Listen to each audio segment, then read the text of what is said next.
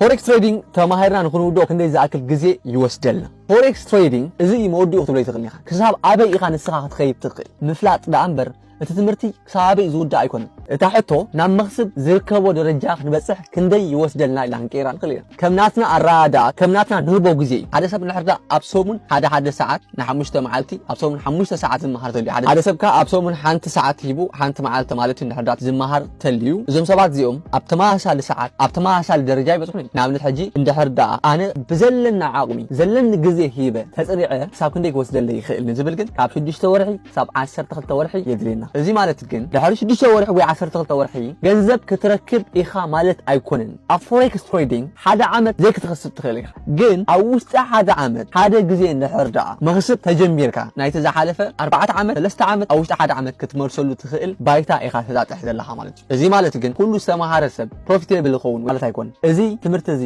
ቆራጽነት ይሓትት ጻዕሪ ይሓትት መጽናዕቲ ይሓትት ካልኦት እውን ንስኻትኩም ብነፍስኩም ክትውስንዎም ዘለኩም ሳክሪፋይስ ክትገብርዎም ዝግባእኩም ነገራት ይሓትት ማለት እዩ ኣብዛ ትሪእዋ ዘለኹም ቶቶ ትሬድስ ዝብል ዘላ ዩቲዩብ ቻነል ናተይ ነፃ ትምህርቲ ዳልየልኩም ኣለኹ ኣብቲኹም ክትመሃሩ ትኽእሉ ኢኹም ኢንጆይ ላይፍ